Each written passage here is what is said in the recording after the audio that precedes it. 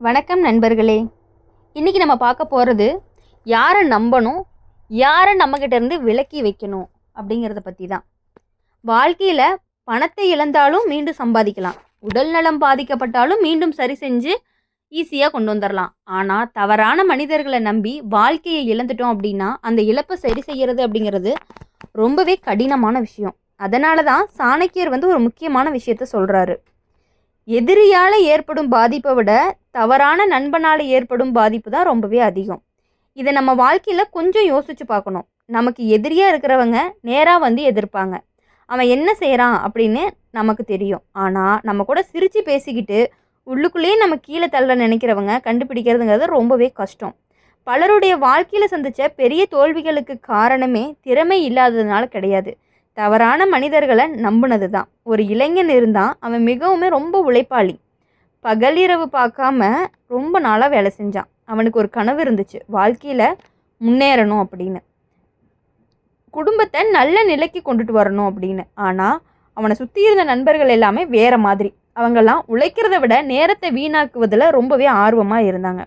இவ்வளவு கஷ்டப்பட வேண்டாண்டா, வாழ்க்கையை அனுபவி, நாளைக்கு பார்த்துக்கலான்னு சொல்லிக்கிட்டே இருந்தாங்க. முதல்ல அவனும் கேட்கல. ஆனால் தினமும் அதையே கேட்டதுனால அவன் மனமும் மாற ஆரம்பிச்சிருச்சு. சின்னதாக சோம்பேறித்தனம் வந்துருச்சு, கனவுகள் எல்லாம் மறைஞ்சு போச்சு, நேரம் அப்படிங்கிறது வீணாகவே போயிடுச்சு. 10 வருடங்கள் கழித்து அவன் திரும்பி பார்க்கும் பொழுது தன்னுடைய வாழ்க்கையிலேயே நின்ற இடத்துலேயே நின்றுட்டுருக்கான். அப்போ தான் அவனுக்கு புரியுது, எதிரிகள் அவனை தோற்கடிக்கலை, தவறான மனிதர்களுடைய நட்பு தான் அவனை ரொம்பவே பின்னாடி இழுத்துருக்கு. அதனால் முதல்ல யாரை நம்பணும் அப்படின்னு பார்க்குறதுக்கு முன்னாடி யாரை விளக்கணும் அப்படிங்கிறத தான் தெரிஞ்சுக்கணும். சாணக்கியர் சொல்கிறது என்ன அப்படின்னா, உன்னுடைய வளர்ச்சியை பார்த்து மகிழாத மனிதனை நீ நம்பாத. இந்த உலகத்தில் உண்மையாகவே உன்னை நேசிக்கிறவங்க நீ உயரும்போது கண்டிப்பாக மகிழ்ச்சி அடைவாங்க. ஆனால் சிலர் இருப்பாங்க, நீ கஷ்டப்படும் பொழுது ரொம்பவே ஆறுதல் சொல்லுவாங்க, ஆனால் நீ வெற்றி பெறும்போது ரொம்பவே அமைதியாயிருவாங்க. ஏன் அப்படின்னா உன்னுடைய வெற்றி அப்படிங்கிறது அவங்களுக்கு பிடிக்கவே பிடிக்காது. உங்களுடைய உயரம் அப்படிங்கிறது அவங்களுடைய பொறாமையை கண்டிப்பாக தூண்டும். இப்படிப்பட்ட மனிதர்கள் எல்லாமே வாழ்க்கையில் கவனமாக பார்க்கணும். அடுத்ததாக, எப்போ உங்ககிட்ட இருந்து மட்டுமே வாங்கி கொண்டே இருக்கவங்கள நம்பாதீங்க. நட்பு என்றால் கொடுப்பதும் வாங்குவதும் ரெண்டுமே இருக்கணும். ஆனால் சிலர் இருப்பாங்க, தேவை வந்தால் மட்டும்தான் வருவாங்க, வேலை முடிஞ்சதும் மறைஞ்சு போயிடுவாங்க, உனக்கு கஷ்டம் வந்துச்சுன்னா காணாமல் போயிடுவாங்க. இவர்கள் நண்பர்கள் அல்ல, தேவைக்கான மனிதர்கள். தேவை முடிஞ்சதுமே அவங்கெல்லாம் போயிடுவாங்க. அடுத்ததாக, உன்னுடைய ரகசியங்களை மற்றவங்க கிட்ட சொல்லக்கூடிய மனிதனை ஒரு பொழுதுமே நம்பக்கூடாது. இன்றைக்கி மற்றவங்கள பற்றி உங்ககிட்ட பேசுகிறவங்க நாளைக்கு உங்களை பற்றி மற்றவங்க கிட்ட பேசுவாங்க. இது வாழ்க்கையினுடைய மிகப்பெரிய உண்மைன்னு சொல்லலாம். வாயை கட்டுப்படுத்த முடியாத மனிதனை நம்புவது அப்படிங்கிறது ஆபத்து. ஏன்னா அவன் உன்னுடைய பலவீனங்களை எல்லாத்தையுமே உலகத்திற்கே காட்டிடுவான். அந்த நேரத்தில் யாரை நம்பலாம்? உண்மையை சொல்லக்கூடிய மனிதனை நம்பலாம். பலர் இனிமையாக பேசுவாங்க, ஆனால் உண்மையை சொல்ல மாட்டாங்க. ஏன்னா அது அவங்களுக்கு ரொம்பவே சிரமமாக இருக்கும். ஆனால் உன்னுடைய தவறை நேராக சொல்கிறவங்க தான் உண்மையான நண்பன். அவன் சொல்கிறது அந்த நேரத்தில் கஷ்டமாக தான் இருக்கும், ஆனால் எதிர்காலத்தில் அது உன்னை காப்பாற்றும். இப்போது ஒரு நல்ல ஆசிரியர் போல், ஒரு நல்ல தந்தை போல், ஒரு நல்ல நண்பன் போல் அவன் உண்மையை மறைக்கவே மாட்டான். அடுத்ததாக, கஷ்ட நேரத்தில் உங்கள் கூட இருக்கவங்கள கண்டிப்பாக நம்பலாம். நல்ல நேரத்தில் எல்லாருமே வருவாங்க. பணம் இருக்கும்போது உறவுகள் அதிகமாகவே இருக்கும், பதவி இருக்கும் பொழுதும் நண்பர்கள் கூட்டமாகவே இருப்பாங்க. ஆனால் வாழ்க்கை அப்படிங்கிறது தலைகீழாக மாறும்போது யார் உங்கள் கூட இருக்காங்க அப்படிங்கிறத கவனித்து பாருங்கள். அவங்க தான் உங்களுடைய உண்மையான மனிதர்கள். மழை பெய்யும் போது தான் வீட்டின் கூரை அப்படிங்கிறது ஓட்டையா இல்லையா அப்படிங்கிறதே தெரியும். அதுபோல தான் கஷ்டம் வரும்போது தான் மனிதர்களுடைய உண்மையான முகம் கண்டிப்பாக தெரிய ஆரம்பிக்கும். எதிர்காலத்தில் எப்படி இருக்கணும்? முதல்ல எல்லாரையும் நம்பும் பழக்கத்தை நிறுத்தணும். நல்ல மனசு இருக்கலாம், ஆனால் அளவுக்கு அதிகமான நம்பிக்கை அப்படிங்கிறது ஆபத்து. எல்லோருக்கிட்டேயுமே அன்பாருங்க, ஆனால் எல்லாருக்கிட்டேயுமே உங்களுடைய வாழ்க்கையை ஒப்படைக்காதீங்க. ரெண்டாவது, உங்களுடைய திட்டங்களை எல்லார்கிட்டையுமே சொல்லாதீங்க. மரம் பழம் கொடுக்கும் வரையும் தான் அமைதியாக இருக்கும், அதே மாதிரி தான் உங்களுடைய முயற்சிகளும் அமைதியாக இருக்கட்டும். வெற்றி வந்த பிறகு உலகமே தெரிஞ்சுக்கட்டும்.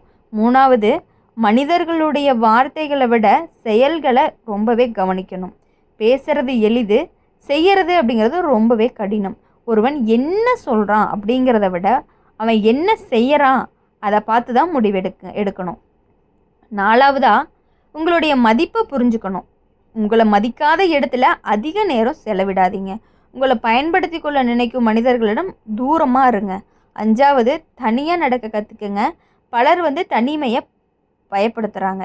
இப்போது அதனால தான் தவறான மனிதர்களை கூட பிடிச்சிக்கிட்டே வாழ வேண்டியதாக இருக்குது. ஆனால் நினைவில் வச்சுக்க வேண்டியது என்ன அப்படின்னா, தவறான கூட்டத்துடன் இருப்பதை விட தனியாக இருப்பது அப்படிங்கிறது ரொம்பவே நல்லது. சாணக்கியர் சொல்கிறது மாதிரி ஒரு சிங்கம் அப்படிங்கிற தனியாகவே நடக்கட்டும். அது கூட்டத்தை தேடிக்கொண்டே அலையாது. அதனுடைய பலத்தை அது அறிவதனால தான். அதே போல் நீங்களும் உங்கள் மதிப்பை உணரணும். நண்பர்களே, இன்றைக்கி வாழ்க்கையில் எல்லாரையும் நம்ப வேண்டிய அவசியம் அப்படிங்கிறதே கிடையாது. சரியான மனிதர்களை மட்டும் நம்பணும் அப்படின்னாலே போதும். எல்லாரையுமே உங்கள் மனசுக்குள்ளே அனுமதிக்க வேண்டிய அவசியமும் இல்லை. உங்கள் வாழ்க்கைக்கு மதிப்பு சேர்க்கக்கூடிய மனிதர்களை மட்டுமே அருகில் வச்சுக்கோங்க. உங்களை முன்னேற்றக்கூடிய மனிதர்களை தேர்வு செய்யுங்க. உங்களை ஊக்கப்படுத்தக்கூடிய மனிதர்களை தேர்வு செய்யுங்க. உங்களுடைய வெற்றியை பார்த்து மகிழக்கூடிய மனிதர்களை தேர்வு செய்யுங்க. உங்களுடைய தோல்வியில் கை கொடுத்து எழுப்பக்கூடிய மனிதர்களை தேர்வு செய்யுங்க.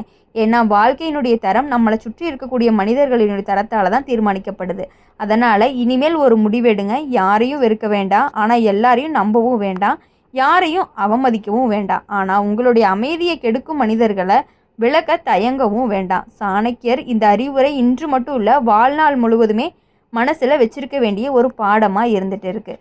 சரியான மனிதர்களை நம்புங்க, தவறான மனிதர்களை விளக்குங்க. உங்கள் எதிர்காலத்தை பாதுகாத்துக்குங்க. அதுவே புத்திசாலித்தனமான ஒரு வாழ்க்கைக்கான ஒரு அடையாளமாக இருக்கும் அப்படிங்கிறத நீங்கள் புரிஞ்சு நடந்துக்கணும். எல்லாரும் ஒரே மாதிரியே இருப்பாங்களா கேட்டால் கிடையவே கிடையாது.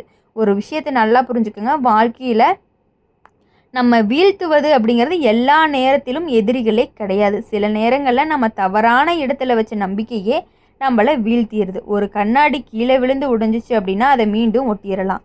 ஆனால் உடைஞ்ச நம்பிக்கையை பழையபடி மாற்றுறது அப்படிங்கிறது ரொம்பவே கடினம். அதனால தான் சாணக்கியர் மனிதர்களை தேர்ந்தெடுக்கிறதுல மிகவும் கவனமாக இருக்கணும் அப்படின்னு கூறுறாரு. இன்றைக்கி பலர் ஒரு தவறு செய்கிறாங்க. சின்ன அன்பாக பேசினாலுமே நம்பிடுறாங்க, சிறிது உதவி செஞ்சாலுமே நம்பிடுறாங்க, சிறிது சிரித்து பேசினாலும் நம்பிடுறாங்க. ஆனால் உண்மையான மனிதர்கள் அறிய நாட்கள் அப்படிங்கிறது கண்டிப்பாக தேவைப்படும்.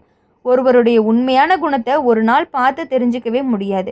காலந்தான் மனிதர்களுடைய முகமூடியை கிழிக்கணும். ஒரு மரம் நல்லதா கெட்டதா அப்படிங்கிறத பழம்தான் சொல்லும். அதே போல தான் ஒரு மனிதன் நல்லவனா கெட்டவனா அப்படிங்கிறத அவனுடைய செயல்கள் சொல்ல ஆரம்பிக்கும். பல வருடங்களுக்கு முன்பு ஒரு குடும்பத்தில் 2 நண்பர்கள் இருந்தாங்க. இருவருமே ரொம்பவே நெருக்கமானவங்க.